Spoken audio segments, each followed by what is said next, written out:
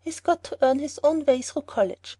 So the trustees decided to take you. I was tickled to death when Thomas came home and told me." "I don't feel that I ought to take it," murmured Anne. "I mean, I don't think I ought to let Gilbert make such a sacrifice for me." "I guess you can't prevent him now. He's signed the papers with the White Sands trustees, so it wouldn't do him any good now if you were to refuse. Of course you'll take the school. You'll get along all right, now that there are no Pyes going.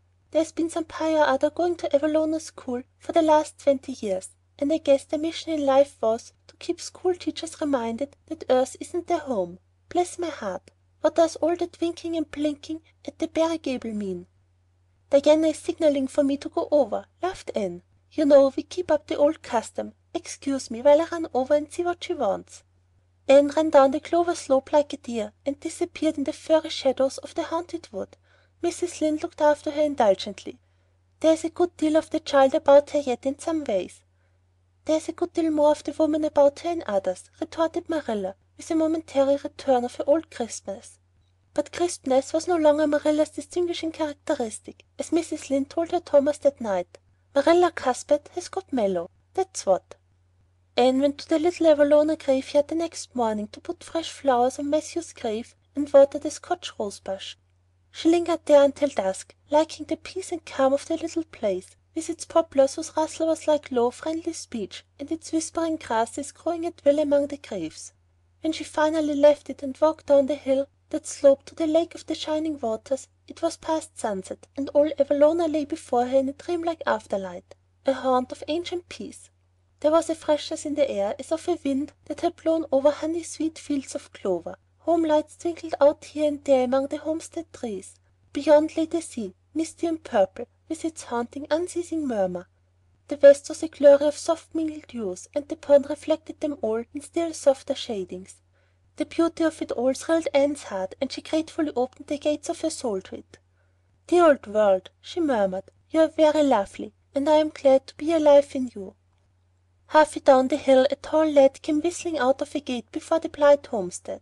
It was Gilbert, and the whistle died on his lips as he recognized Anne. He lifted his cap courteously, but he would have passed on in silence if Anne had not stopped and held out her hand. "Gilbert," she said with scarlet cheeks, "I want to thank you for giving up the school for me. It was very good of you, and I want you to know that I appreciate it." Gilbert took the offered hand eagerly. "It wasn't particularly good of me at all, Anne.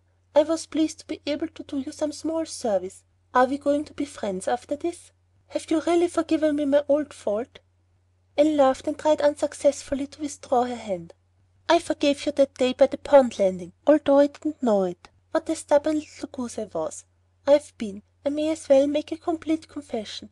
I've been sorry ever since." "We are going to be the best friends," said Gilbert jubilantly.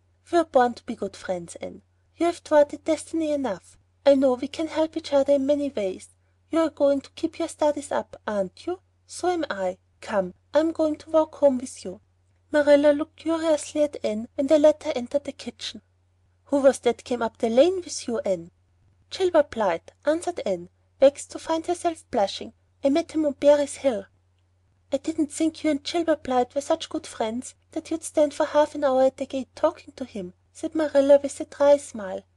"We haven't been. We've been good enemies. But we've decided that it will be much more sensible to be good friends in the future." "Were we really there for half an hour? It seemed just like a few minutes.